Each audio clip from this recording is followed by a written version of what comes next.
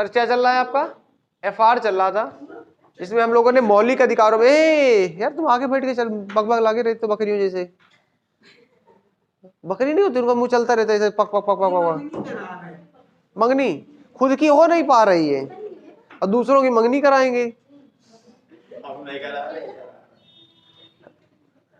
खुद की हो नहीं पा रही है, लगे जुगाड़ में।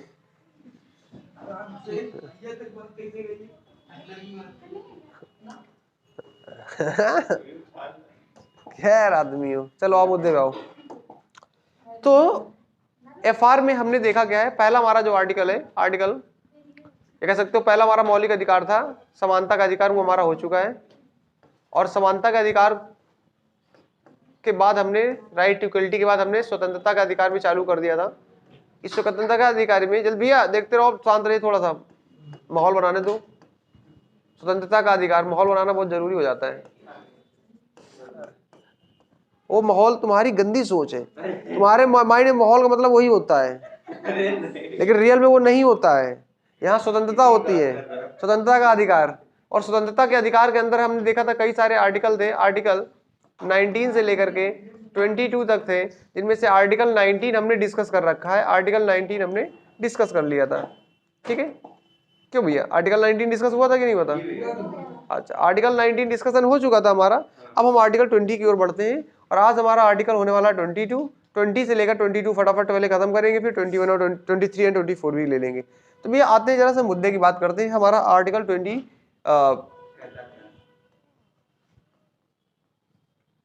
क्या कहता है? ये कहता है, हिंदी में पहले बता देता हूं, इसकी एक सीधी सी लैंग्वेज है, दोष सिद्ध के दौरान संरक्षण का अधिकार। बहुत सिंपल सी लैंग्वेज है, दोष सिद्ध में संरक्षण का अधिकार, दोष सिद्ध में संरक्षण का अधिकार। क्या कह रहा है, इसका मतलब पहले समझ लेते हैं, फिर उसके बाद इंग्लिश में भी लिख लेना भी। दोष सिद्ध में संरक्षण का अधिकार,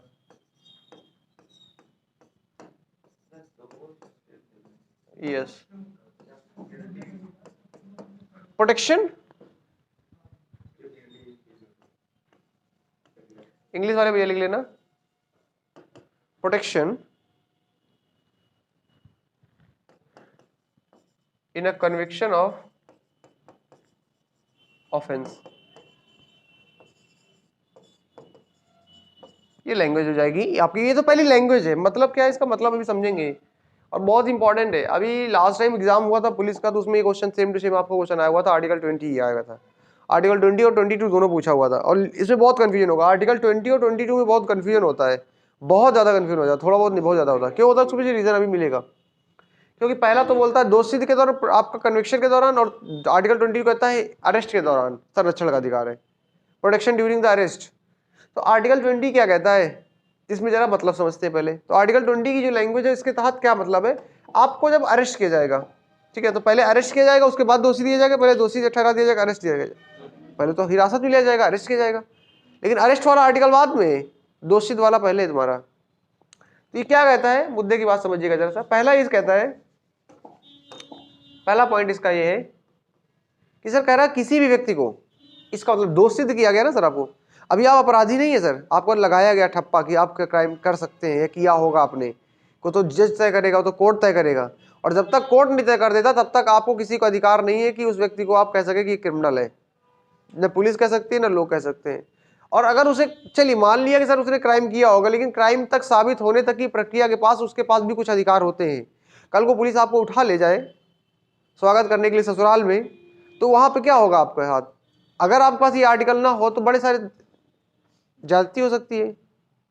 तो थिंक इज दैट पहला आर्टिकल ये आपको संरक्षण देगा। किस प्रकार संरक्षण देता है, कहता है किसी भी समय जो व्यक्ति के द्वारा किया गया अपराध है, उस व्यक्ति को समय सजा भी उसी के टाइम पीरियड के अनुसार दी जाएगी। ये पहला आपको कहता है, ड्यूरिंग द अरेस्ट जो आपका होगा, उस समय जो अपराध किया गया है, उस समय जो कानून बना होगा, उसी के अनुसार ही सजा दी जाएगी। ठीक है, मुद्दा बस इतना है पहला, इसको आप पहले लिख लीजिए, फिर इसके बारे में थोड़ा बताते हैं आपको। क्या कह रहा है, अपराध के दौरान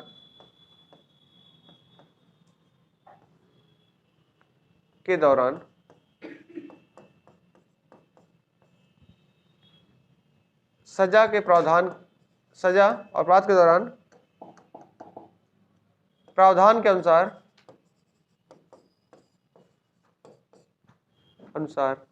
सजा दी जाएगी।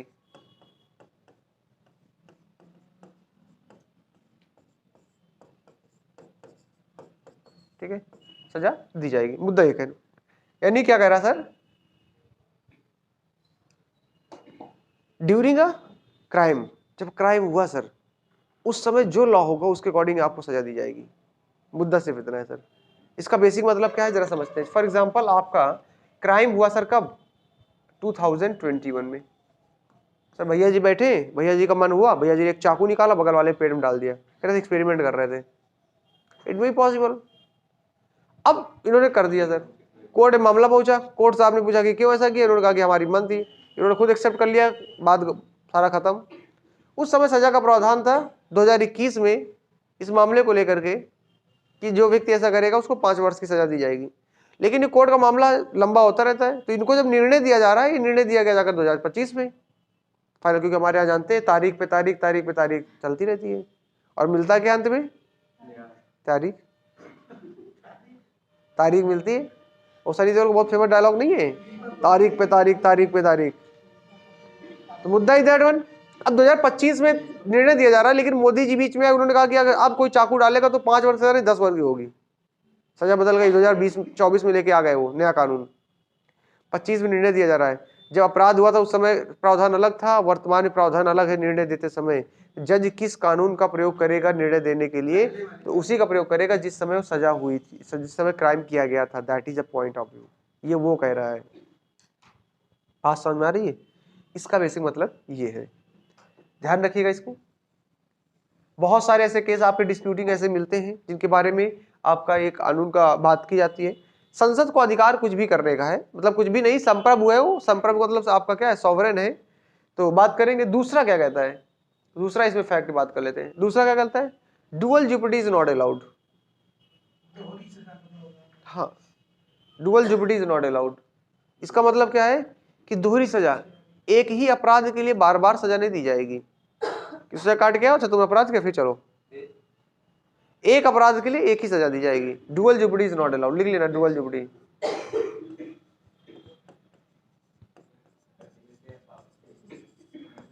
मतलब कहने का यह है कि सर एक अपराध के लिए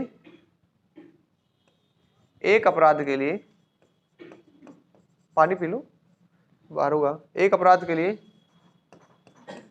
एक बार ही सजा दी जाएगी।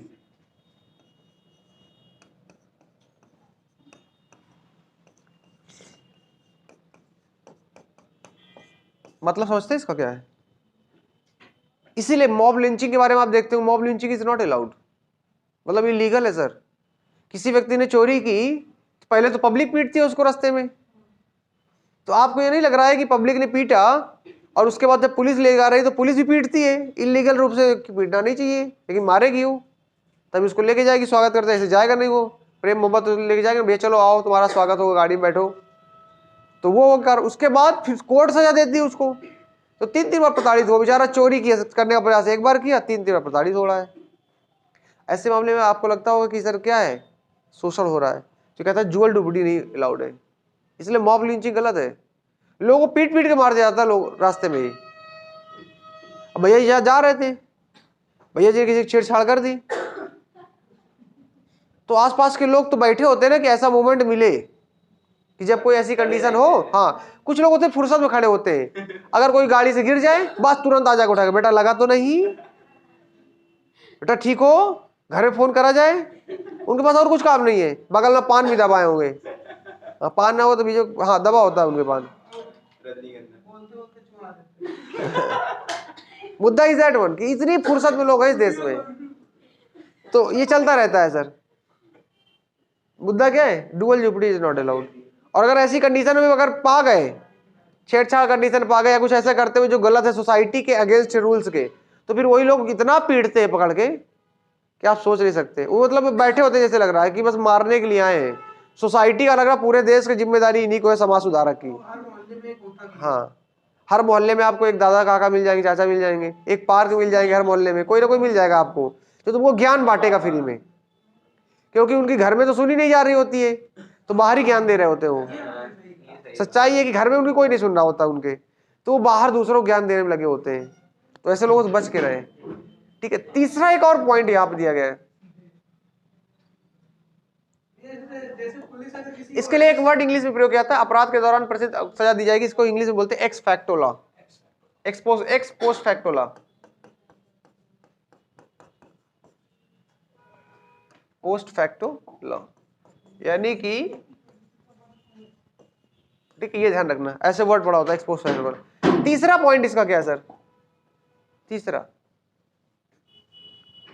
तीसरा पॉइंट क्या है इसका?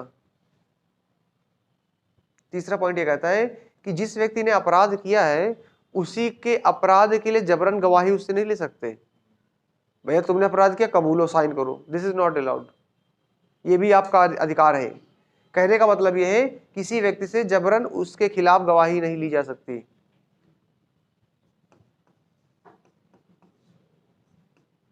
किसी व्यक्ति से जबरन उसी के खिलाफ, फोर्सफुली उसी के खिलाफ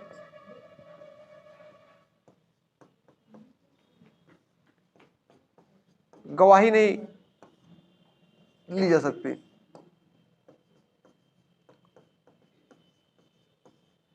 मतलब समझ में आ गया? कहना क्या जा रहा है सर? इसीलिए कभी भी पुलिस की आपकी जो गवाही होती है वो मान्य नहीं होती है। पुलिस ने आपसे थाने में फोर्स में तमंचे के दम पे लिखवा लिया हो, स्टैम्प पेपर में आपने लिख दिया उसमें, पुलिस की गवाही कभी मान्य नहीं होती। जब भी प्रक्रिया शुरू होगी पुलिस जांच करके सबमिट करेगी, गवाही पुलिस नहीं दे सकती कभी भी। सो द काम इज दैट वन। ये आर्टिकल 20 कहता है सर। समझ में आया कि नहीं आया कुछ? चले, तो ये आर्टिकल 20 था भैया। आर्टिकल 21 खत्म होता है, यही से समाप्त होता है। बाय बाय, टाटा करते हैं। आगे आइए आर्टिकल 21, स्वतंत्रता के अधिकार सर। जी बताइए। जैसे पुलिस अगर किसी को अरेस्ट करने गई जी, तो मतलब उसके पास जरूरी कि वो जब वारंट लेके जाएगी तभी अरेस्ट कर सकती है। जैसे अगर किसी को सपोज इनको अरेस्ट करने गई तो ये उससे कहे कि वारंट दिखाओ, मतलब हमें अरेस्ट करने का, तो तमाचा मार के ले गई। वारंट क्या मतलब? आपको अरेस्ट का कारण जानने का अधिकार है, आर्टिकल 22 कहता है। आर्टिकल 22 कहेगा कि आपको किस आधार पर अरेस्ट किया जाता है ये जानने का पूरा हक है, लेकिन एब्सोल्यूट नहीं। मतलब समझ रहे हैं ना? पूर्णता नहीं है सर, इसमें बहुत सारी कंडीशंस है। डिटेंशन जो होता है ना, डिटेंशन, उस पर सरकार का मतलब राज्य आपको इवन की कहते हैं ना 24 घंटे के अंदर कोर्ट में प्रस्तुत करने का अधिकार है सर। चाहेगी तो 3 महीने तक नहीं तुमको जब कोर्ट में प्रस्तुत करेगी, ये भी अधिकार है। फरार नहीं, जेल में रखेगी। डिटेंशन, देश को खतरा है, राष्ट्र को खतरा है, बहुत सारे पॉइंट है। अभी जब कोरोना चल रहा था बहुत सारे डाल दिया गया था लोगों को अंदर, पत्थरबाजी कर रहा, उसको लगा दिया गया था। सलमान संजय दत्त के ऊपर टाडा लगा था। ये सब इसी तरह का एक्ट है। इसी प्रकार इस तरह का है कॉफे पोशा आपका इस समय प्रेजेंट टाइम में एक एक्ट है, तो ऊपा है।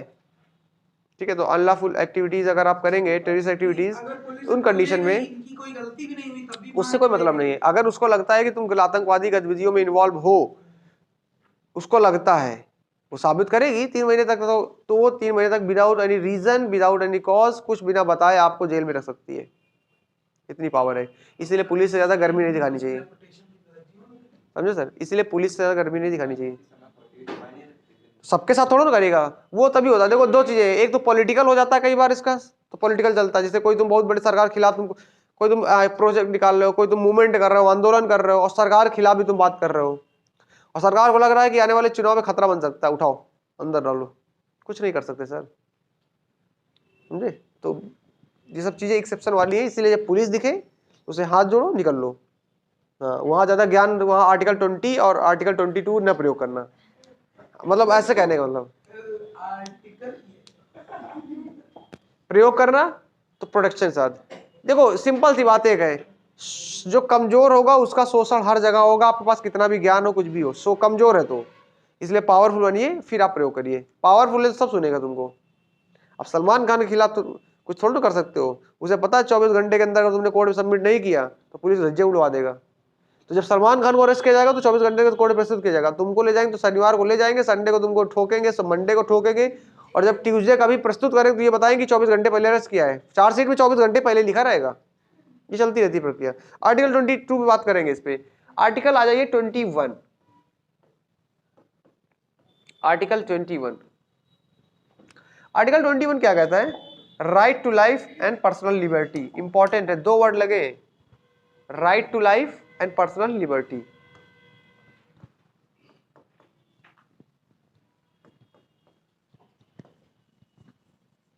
लाइफ एंड पर्सनल लिबर्टी, जीवन जीने का अधिकार एवं दैहिक स्वतंत्रता, पर्सनल लिबर्टी, जीवन जीने का अधिकार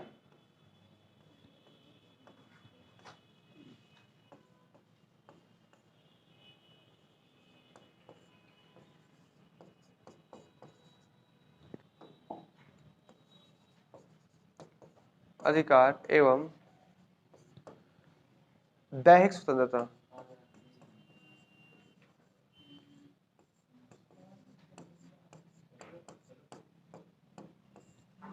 ठीक है, ये ध्यान रखना है आपको, जीवन जीने का अधिकार एवं दैहिक स्वतंत्रता।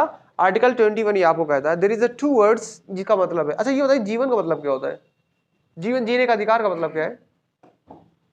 एक वर्ड है बहुत फेमस, जीवन जीने का अधिकार। आप अक्सर हमारे जीवन जीने का अधिकार है, क्या होता है जीवन जीने का अधिकार? बताइए जीवन जीने का अधिकार क्या है? अरे इतना सिंपल सा क्वेश्चन है। ठीक है, मौत को नहीं हो तो हाथ तोड़ देंगे तुम्हारे, कोई दिक्कत नहीं, हाथ तोड़ देंगे तुम्हारा, मौत को नहीं उतारेंगे। ठीक है, मेंटल टॉर्चर करते रहेंगे तुमको हम, और क्या सर? हाँ क्या बताइए, कोई बात नहीं, इनडायरेक्ट रूप से करेंगे, काम में दखलंदाजी नहीं करेंगे, तुम्हारे काम में दखलंदाजी नहीं करेंगे, तुम्हारे शर्ट चुरा ले जाएंगे जब नहाने जाओगे तुम, और क्या? बताइए जीवन जीने का अधिकार क्या है? सोचो जो छोटा सा वर्ड है right to life, right to life, हर बात कहते हो ये हमारी लाइफ पर्सनल लाइफ है। अरे बताओ तो भैया क्या होती है लाइफ?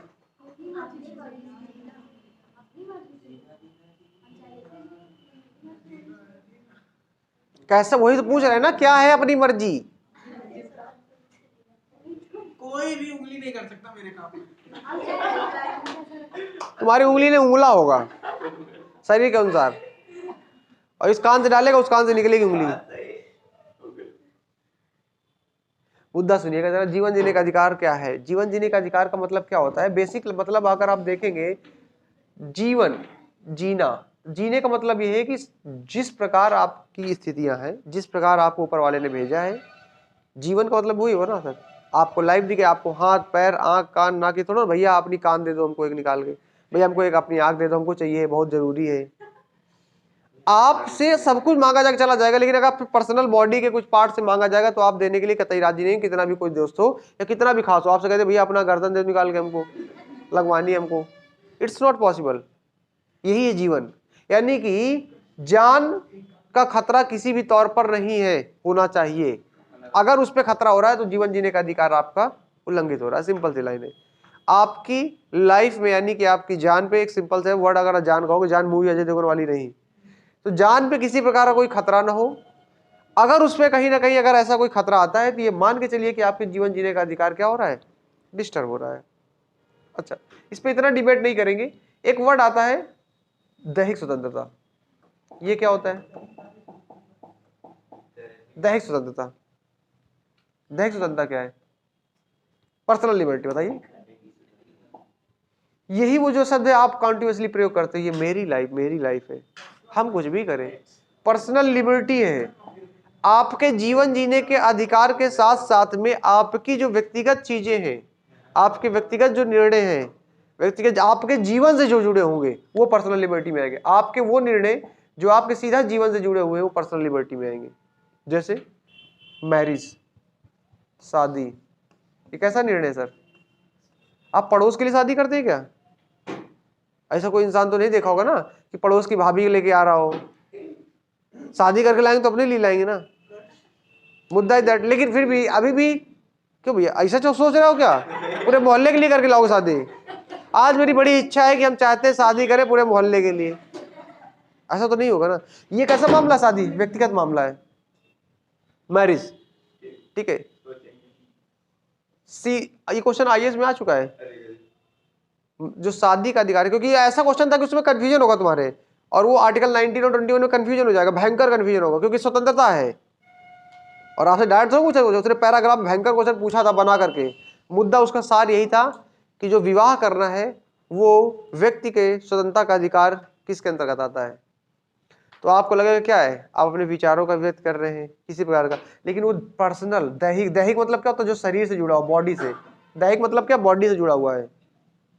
पर्सनल लिबर्टी आपकी होनी चाहिए सर, और पर्सनल लिबर्टी में ही आपकी मैरिज आती है। इसलिए शादी का जो निर्णय होना चाहिए खुद का होना चाहिए। लेकिन आज भी देखिए, अच्छा ये बताइए, आप आर्टिकल 21 पढ़ चुके हैं, अब शादी का निर्णय जो होगा आप खुद लेंगे कि घर वाले लेंगे? अच्छा मतलब प्रस्तुत करें कि लेना मेरे पर है। अच्छा, प्रस्तुत करेंगे, मतलब अभी भी उस पर तुम विश्वास करते हो, तुम सिलेक्ट करने के काबिल नहीं हो ये मानते हो? नहीं, ऐसा मतलब अगर मतलब अपने मतलब शादी जॉब करने लग गई लड़के बढ़िया दिखाएंगे सी, तो लड़कियां दिखाएंगे, जॉब लग गई बढ़िया सी, हम्म, लड़की कोई मिल गई बढ़िया सी, हाँ। तो ठीक है, घर पे प्रपोजल रखा जाएगा, एक्सेप्ट करना ना करना करवा लो। और नहीं लगी तो घर वाले प्रपोजल देंगे। हाँ, फिर घर वाले देंगे, अच्छा, करवानी तो भाई। मतलब ये रूढ़वादी प्रक्रिया से तुम भी गुजर रहे हो, मुद्दा ये सिंपल सी कॉन्सेप्ट है, ये रूढ़वादी प्रक्रिया। हाँ और क्या, तो सीधा सीधा बोलो ना कि रूढ़वादी प्रक्रिया से गुजर रहे हैं हम, कि पापा के खिलाफ जाने की भी हिम्मत नहीं अभी। अभी अपने पैरों पे नहीं खड़े ना। कल पूछ के आना। मतलब आर्टिकल 21 पढ़ने के बाद भी ये आपका ऐसा डिसीजन है, जैसे आपका शिक्षा क्या इसमें दिया गया है सर, एक ऐसा निर्णय है, आपका खुद का निर्णय है, आप क्या बनना चाहते हैं क्या नहीं बनना चाहते, इसे शिक्षा का अधिकार आर्टिकल 21 में डाला गया है, ये आपका खुद का निर्णय है। कल को ये मत कहिएगा कि आपने एजुकेशन नहीं दिलाई इसलिए हम कुछ कर नहीं पाए, आपने उस समय क्यों नहीं टोका कुछ। तो डिसीजन लेना, लाइफ का, कैरियर का, दो वैसे डिसीजन होते हैं जो खुद लेने चाहिए व्यक्ति को हमेशा। एक तो कैरियर का सिलेक्शन, इस पे किसी के दबाव में कभी नहीं आना चाहिए, क्योंकि फेलियर होगा अगर खुद का डिसीजन होगा तो चलो जितना आपको डिससेटिस्फेक्शन नहीं होगा, लेकिन अगर दूसरे का लिया हुआ डिसीजन है और फेल होते हो तब तो खुद का डिससेटिस्फेक्शन रहेगा, और साथ में सोसाइटी जिसने डिसाइड किया था कि तुमको ये करना वो भी तुमको ताने देगी कि कुछ कर नहीं पा रहे हो। ऐसे तुमको पता है कि तुम इस फील्ड में जाना चाहते हो, द थिंग इज दैट दोनों डिसीजन है। लेकिन सिर्फ इतना ही नहीं है आपका, ये राइट टू लाइफ के अंतर्गत आपके आते हैं। इस राइट टू लाइफ के अंतर्गत बहुत सारी चीजें, छोटी छोटी चीजें आप लिख लीजिएगा जरा सा पॉइंट करके, क्योंकि ये सारे क्वेश्चन बनते हैं आपका राइट टू लाइफ के अंतर, क्योंकि जीवन जीने का अधिकार की बात कर रहे हैं। आप जीवन कैसे जिएंगे, आप अच्छा जीवन जीना चाहेंगे कि खराब जीवन जीना चाहेंगे? अच्छा जीवन क्या होता है, आप गरिमापूर्ण जीवन जीना चाहते हैं, डिग्निटीफाइड आप लाइफ जीना चाहते हैं, क्या डिग्निटीफाइड लाइफ रहेगा? कोई भी आए आपको तमाचा मार के चला जाए, कोई भी आए आपको गाली देके चला जाए, तो डिग्निफाइड लाइफ जीना चाहेंगे, यानी कि गरिमापूर्ण जीवन, ये आपकी का एम है।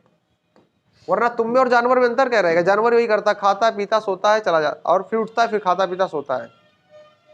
जानवर और तुम में मतलब क्या, गरिमापूर्ण मतलब क्या है? आपको अगर कोई 2 बार गाली देता, 3 बार गाली देता, कभी उसके पास जाने का प्रयास नहीं करोगे। एक बार फाइट कर ले तो दोबारा जाने का प्रयास नहीं करोगे। कुत्ते को जितने बार मारो, 2 बार 3 बार 4 बार 10 बार, वो बार बार तुम्हारे दरवाजे आएगा, तो उसको खाने को दे दो।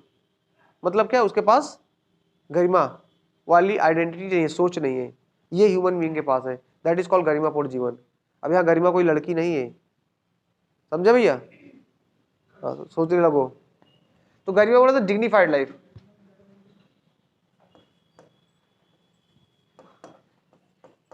Dignified life.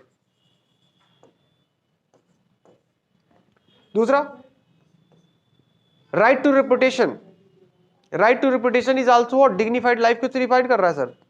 Right to reputation,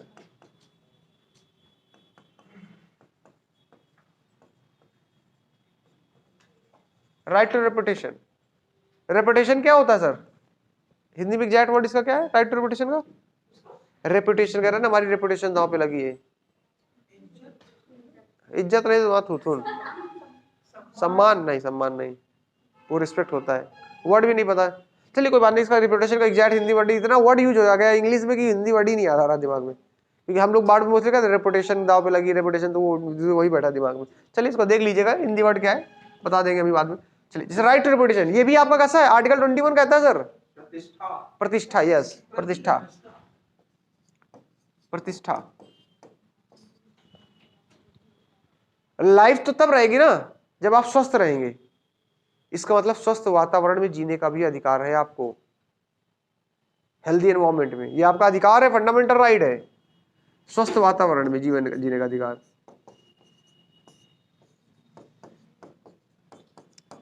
सिर्फ स्वस्थ वातावरण में जीने का अधिकार नहीं है, शुद्ध वायु लेने का अधिकार है, फ्रेश एयर लेने का अधिकार है, शुद्ध वायु, फ्रेश एयर।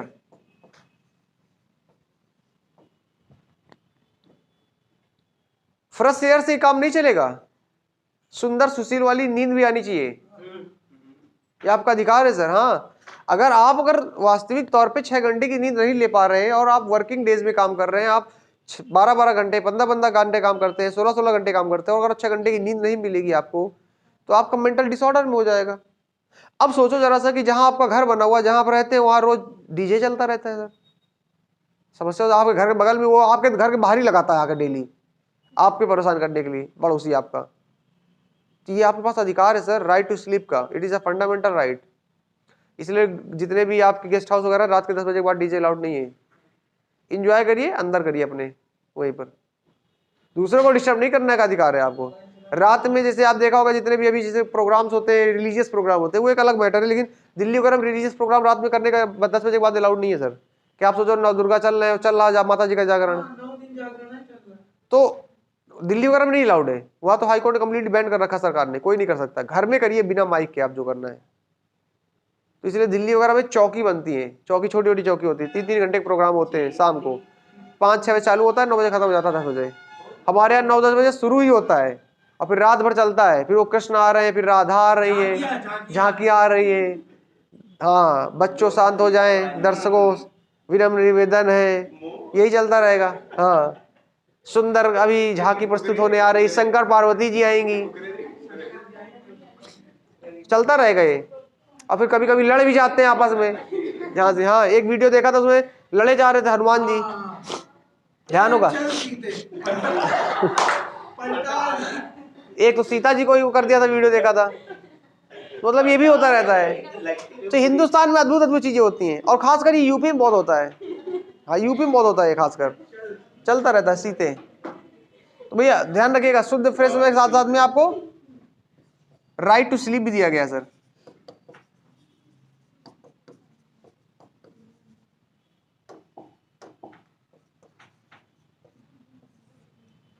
ठीक है, ये ध्यान रखिएगा सारी चीजों को, मतलब इन सब चीजों को मिला करके आपको मिलता है।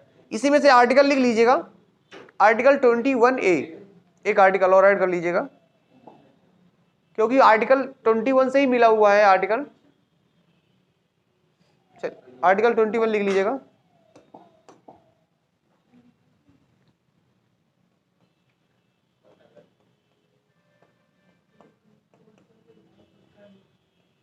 आर्टिकल 21A क्या है? आर्टिकल 21A ये कहता है 6 से 14 वर्ष के बीच के बच्चों को, 6 से 14 वर्ष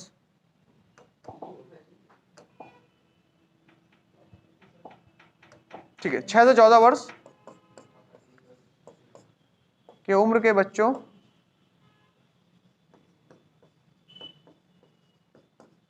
को निःशुल्क शिक्षा का अधिकार।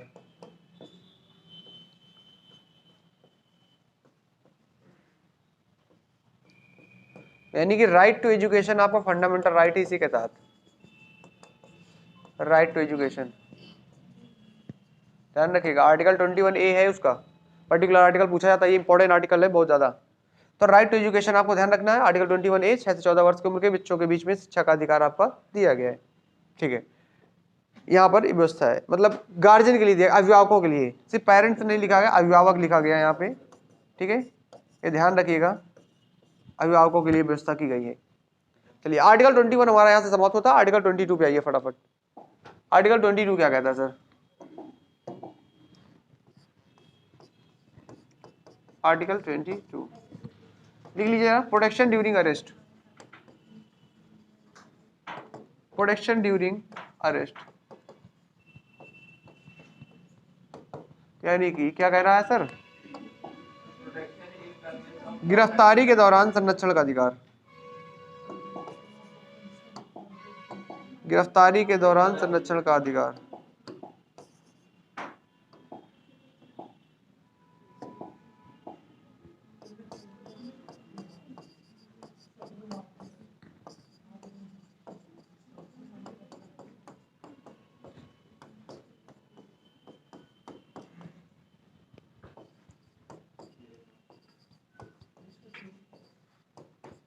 गिरफ्तारी के दौरान संरक्षण का अधिकार, ये आपको ध्यान रखना है। अच्छा, अब मुद्दा क्या है जरा समझिएगा बात को।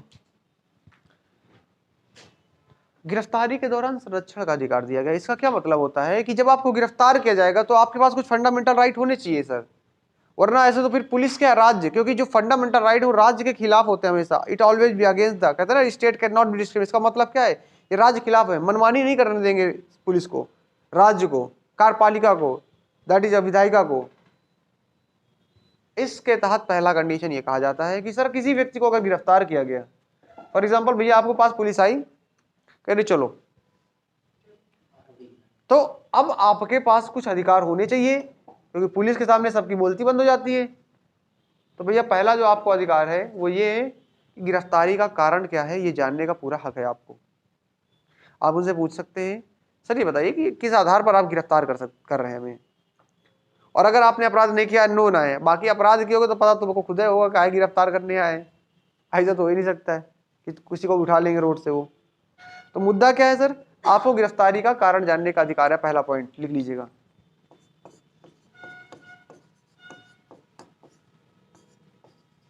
लिख लीजिएगा कारण जानने का।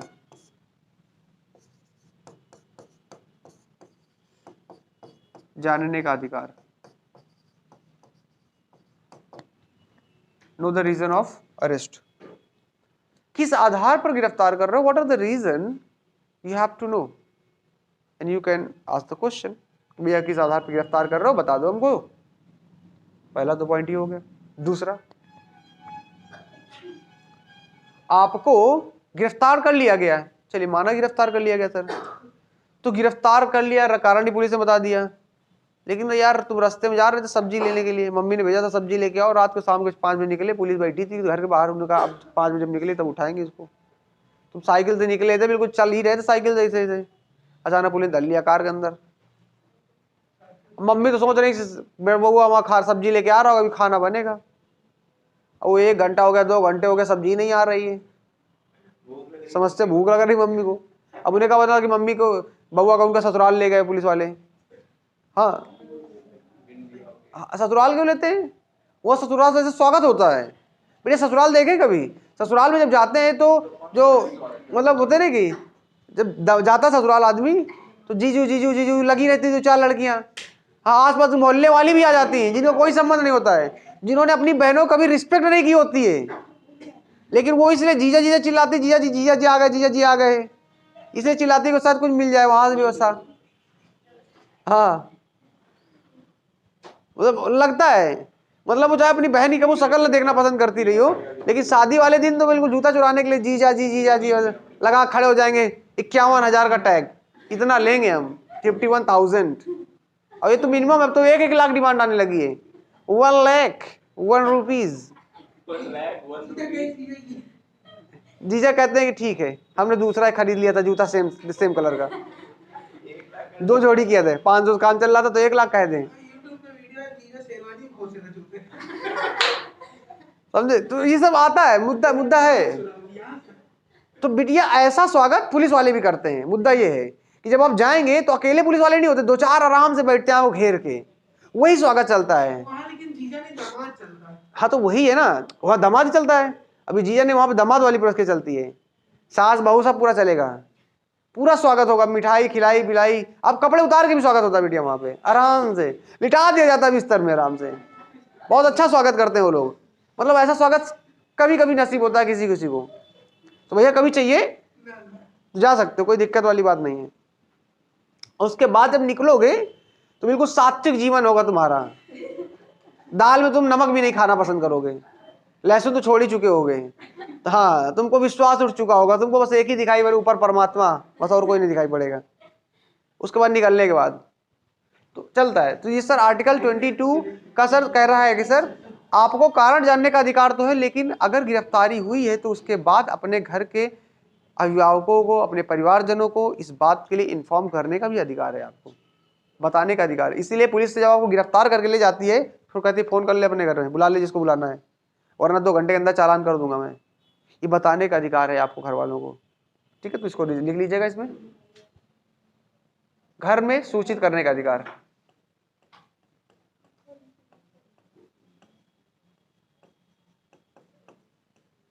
ठीक है, तीसरा पॉइंट आइए सर।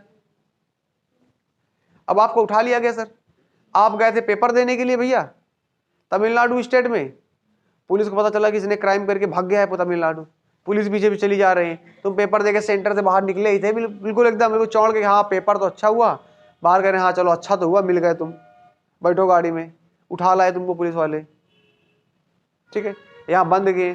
फिर मम्मी सोच रही कि लड़का वहाँ पेपर दे के आ रहा है, अब तुम आए नहीं, 2-4 दिन हो गए, मम्मी ढूंढाई चालू किए, पता चला कि थाने में बंद है। लेकिन क्या आपको 2-3 दिन तक बंद कर सकता है थाने में? यहाँ पर दिया गया है कि सर जिस समय आपकी गिरफ्तारी होगी अरेस्ट के दौर अंतर्गत आपको 24 यानी कि जिस आपको अरेस्ट किया गया है उसके 24 घंटे के अंदर आपको कोर्ट में सबमिट करने का अधिकार है, पेश करने का अधिकार है आपको। ऐसा नहीं कि पुलिस ने आपको गिरफ्तार किया रखे है आपको। बात समझ आ रही है सर? ध्यान रखिएगा इसको। तीसरा क्या है सर? 24 घंटे के अंदर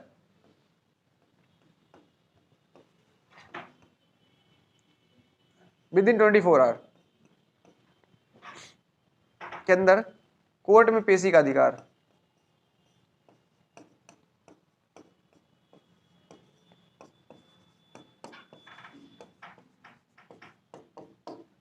लेकिन इसमें एक कंडीशन है कि सर यात्रा का समय नहीं शामिल किया जाएगा, जर्नी का टाइम पीरियड। अब तमिलनाडु से लाने में पता लग जाए तुमको 1 दिन लग जाए, बात समझ रही? 24 घंटे मतलब जब अरेस्ट हुआ है उसके दौरान से लेकर के यात्रा जिसमें गाड़ी चल रही थी, जब आपको लाया जा रहा है अदर स्टेट से जहां से भी, उस टाइम पीरियड को हटा दिया जाएगा। तो इसमें ध्यान रखिएगा यात्रा का समय नहीं शामिल किया जाता है, यात्रा का समय नहीं शामिल है, शामिल नहीं है, ध्यान रखिएगा। Journey time period is not included. ये हो गया सर। और कुछ बचा सर? हाँ आखिरी एक और है। अब अरेस्ट कर लिया गया है, कोर्ट में सबमिट किया जाएगा, तो सर कोर्ट में आपका पक्ष रखेगा कौन? वकील। सर आपको अपना मनपसंद वकील रखने का भी अधिकार है, ये आर्टिकल 22 देता है, वरना तो पुलिस आपको अरेस्ट कर ले, वकील से नहीं मिलने दे तुमको, फिर क्या करेंगे आप? तो आपको अपना मनपसंद वकील रखने का भी अधिकार दिया गया है, ध्यान रखिएगा। ये भी आर्टिकल 22 में दिया गया है।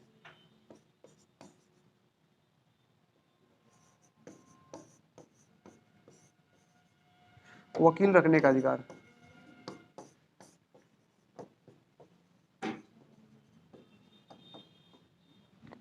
वकील रखने का अधिकार ये सर हमारे आर्टिकल 22 में दिए गए हैं। समझ में आ गया भैया? तो जब भविष्य में कभी ऐसे कोई सामना हो तो अपने आर्टिकल का प्रयोग करिएगा, ठीक है। चलिए आर्टिकल 22 क्लियर हो चुका है। स्वतंत्रता का अधिकार यहां से समाप्त होता है हमारा।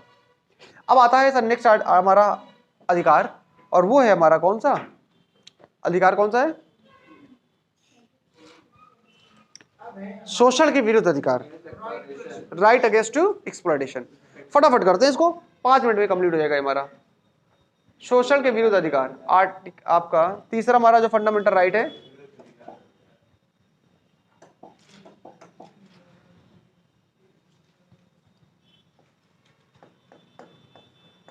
शोषण के विरुद्ध अधिकार।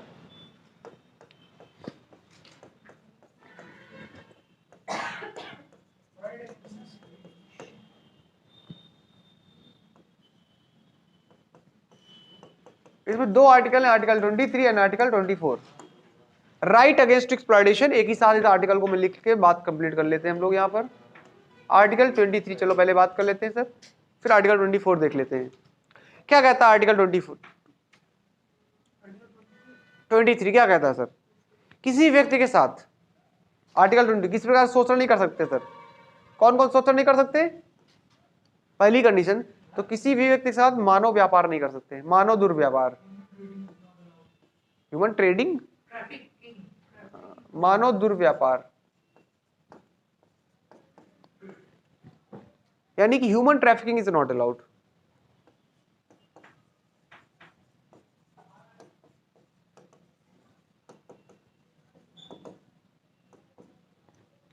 किसी व्यक्ति को खरीद फरोख्त नहीं सकते सर। जीवन ये क्यों नहीं कर सकते सर? क्योंकि जीवन जीने का अधिकार है आपको। आर्टिकल 21 अगर देखा जाए सभी फंडामेंटल राइट में जो सबसे टॉप पोजीशन में बैठा है वो आर्टिकल 21 होता है। आर्टिकल 21 अगर कोई फंडामेंटल राइट है, फॉर एग्जांपल अगर कोई फंडामेंटल राइट है जिसमें कोलैप्स कर गया, एक दूसरे में। हो सकता है कल को स्वतंत्रता का अधिकार, समानता का अधिकार आर्टिकल 21 से जाकर के टकरा जाए।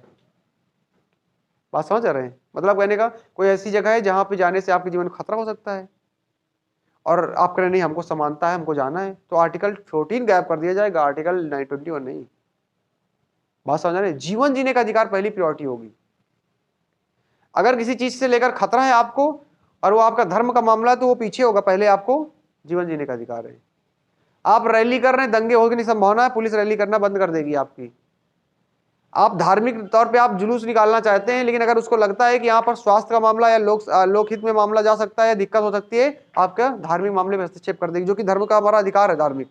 बट आर्टिकल 21 हमेशा प्रायोरिटी में रहेगा। और सुप्रीम कोर्ट जब भी निर्णय देता है तो इसी को ध्यान में रख के देता है कि आर्टिकल 21 डिस्टर्ब नहीं होना चाहिए, बाकी कुछ भी हो जाए। दो आर्टिकल टकराएंगे, उनमें भी प्रायोरिटी इसी को दी जाएगी, पहली प्रायोरिटी। ये ध्यान रखिएगा। चलिए आइए मुद्दे पे। तो भैया मानव दुर्व्यापार, ह्यूमन ट्रैफिकिंग नॉट अलाउड। फिर क्या कहता है सर? फिर कहता है सर फोर्स लेबर।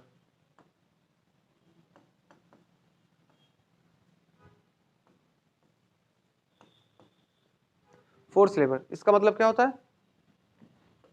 बालाश्रम, हिंदी में बोलते हैं शुद्ध। किसी व्यक्ति से बलपूर्वक नहीं काम कराएंगे, फोर्स लेबर। जबरन काम नहीं कराएंगे, जबरन श्रम जिसे कहते हैं। अच्छा, ये भी नहीं कर सकते आप। तीसरा बेगार, बिना पैसे के काम कराना, ये चलता है। शोषण है, एक प्रकार का शोषण है, बिना पैसे के काम कराना, दैट इज कॉल्ड बेगार। मतलब लगा हो सुबह से शाम तक केवल 1-250 ग्राम के चक्कर में, उसको पकड़ा देते हो शाम को 250 ग्राम, मतलब पूरा घर बनवा डाल रहे हो तुम। शोषण है, क्योंकि वो अभी अवेयर नहीं है। तो संविधान ने कहा कि जो पढ़ा लिखा नहीं, अवेयर नहीं है, तो उसकी संरक्षा हम देंगे सर। ये 3 आपके इन आधार पर किसी प्रकार का शोषण नहीं किया जा सकता है। यानी कि किसी भी व्यक्ति के साथ में मानव व्यापार, बालाश्रम, बेगार नहीं किया जा सकता। ये हमारा मौलिक अधिकार है, आर्टिकल 21 देता है। ध्यान रखिएगा, ये तीनों पॉसिबल नहीं है। ये हमारा आर्टिकल 21 है, लिख लीजिए इसको। इसी तरह लिखेंगे ज्यादा बेटर रहेगा, ठीक है? Is not allowed. लेकिन क्या किसी भी कंडीशन में आप फोर्स लेबर नहीं करा सकते? लेकिन इसके लिए एक्सेप्शन है कि अगर आप राष्ट्रीय स्तर पर, राष्ट्र के लिए कभी जरूरत पड़ गई ऐसी स्थिति में से आपसे जबरन काम लिया जा सकता है। कल को देश में आक्रमण हो जाए, जब देश ही नहीं सुरक्षित रहेगा तो अधिकार क्या है? उस कंडीशन में आपको भी लगाया सकता है देश की सेना के लिए। कहा जा सकता है कि आइए सर। और ऐसा हुआ है कारगिल में, कारगिल युद्ध के दौरान में देश की महिलाएं, खासकर पंजाब के जो एनसीसी के जवान लड़के लड़कियां थी, उन्होंने पूरा सहयोग दिया है आर्मी को, पूरा का पूरा सहयोग दिया सर, बैकफुट से। पंजाब यहाँ भी हुआ सर, कानपुर से जब ट्रेन जाया करती थी, ऐसा पूछिएगा, मुझे, मैं भी नहीं था, लेकिन मतलब आप पढ़ेंगे तो आपको पता चलेगा, पूछिएगा आपको। जब कानपुर से ट्रेन गुजरती थी, निकलती थी जाकर के दिल्ली के लिए, पंजाब के लिए आती थी, तो यहाँ से महिलाएं सब पूरा खाने पीने का आइटम सब बांध के भेजती थी। कानपुर से भी निकलती थी, पूरा आसपास जहाँ जहाँ से आती थी, क्योंकि पूरी की पूरी सेना लगी हुई है, जुटी हुई है आपके युद्ध में। ये सारी चीजें हैं आपकी, होता है। तो आर्टिकल 21 के तहत, 23 के तहत ये दिया गया है, शोषण के विरुद्ध अधिकार है। आर्टिकल 24 क्या कहता है सर?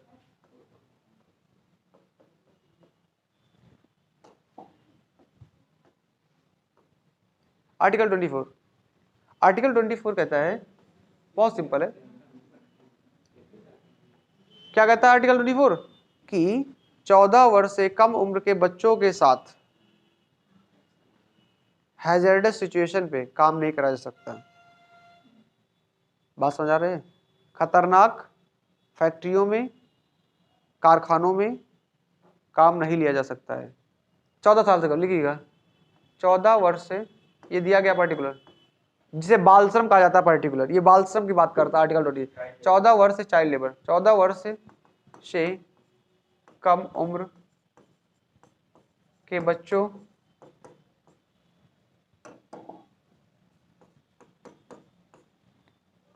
को खतरनाक स्थितियों में काम नहीं लिया जा सकता।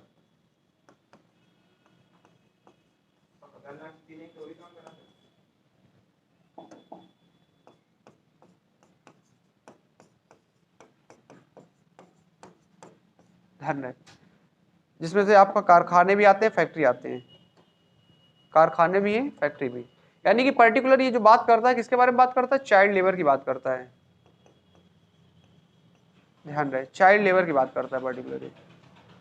इसको रोकता है चाइल्ड लेबर को, बाल श्रम को, ठीक है। खतरनाक स्थिति, कारखाने भी आएंगे सर, कारखाने, जैसे केमिकल इंडस्ट्रीज हैं, केमिकल इंडस्ट्रीज बच्चों को नहीं रखा जा सकता है, ठीक है, कारखाने हो गए। फैक्ट्रियां,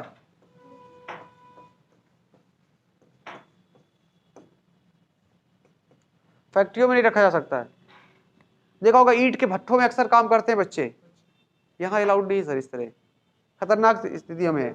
यानी कि ये आर्टिकल हमारा 24 बात करता है किसके, चाइल्ड लेबर को प्रिवेंशन की बात करती है। इसके लिए हमारे देश में एक बहुत ही फेमस नाम था, नोबेल पुरस्कार मिल सकता है, कैलाश सत्यार्थी के बारे में पढ़ लीजिएगा कभी मौका मिले। कैलाश सत्यार्थी, ये इन्होंने पूरा का पूरा जीवन अपना जो है चाइल्ड लेबर को रोकने में लगा दिया है और इनको 2014 में नोबेल पुरस्कार मिला हुआ है, नोबेल पुरस्कार, तो दुनिया का सबसे बड़ा पुरस्कार है भैया, दुनिया का सबसे बड़ा पुरस्कार नोबेल पुरस्कार है। नोबेल इंग्लिश में कहते हैं, नोबेल हिंदी कहते हैं। दुनिया का सबसे बड़ा पुरस्कार, हम मान के चलिए, मान है, जिसकी इनामी राशि केवल 6 करोड़ के आसपास है, और बाकी इसके अलावा जो मिलता है वो तो आज छोड़ दीजिए सर, इनामी राशि केवल 6 करोड़ है। दुनिया में आप किसी भी देश में घूमने जाएंगे, एयरलाइंस पूरी सुविधा फ्री, लेकिन ये एक दिन में नहीं मिलता ना सर, इसके लिए आपको पूरा जीवन लगाना पड़ता है। ये आज से नहीं, बहुत पहले से काम कर रहे हैं, 90 के दशक से चल रहा है इनका, 80 से चल रहा है कार्यक्रम। आज प्रेजेंट टाइम में इनकी लगभग 130 देशों के ऊपर इनकी संस्थाएं काम कर रही हैं, 130 देशों के ऊपर। भैया यार नौबस्ता बाईपास में नहीं हो रहा कार्यक्रम, और तुम चाहते हो नोबेल पुरस्कार मिल जाए, कैसे मिलेगा, कैसे बताओ, हमको बताओ, हम जानना चाहते हैं कैसे। हाँ जी, ठीक है, तो ये हमारा आर्टिकल 24 है। अगला जो हमारा अधिकार होगा फंडामेंटल राइट, वो हमारा 4 होगा। कौन सा, धार्मिक स्वतंत्रता का अधिकार, जिसको बाद में बात करेंगे, नहीं ज्यादा होगा फिर मजा नहीं है, क्योंकि धार्मिक स्वतंत्रता का अधिकार 4 है और चारों चलेंगे, आधे घंटे लगेगा इस पे। हेडिंग डाल लीजिएगा धार्मिक स्वतंत्रता का अधिकार।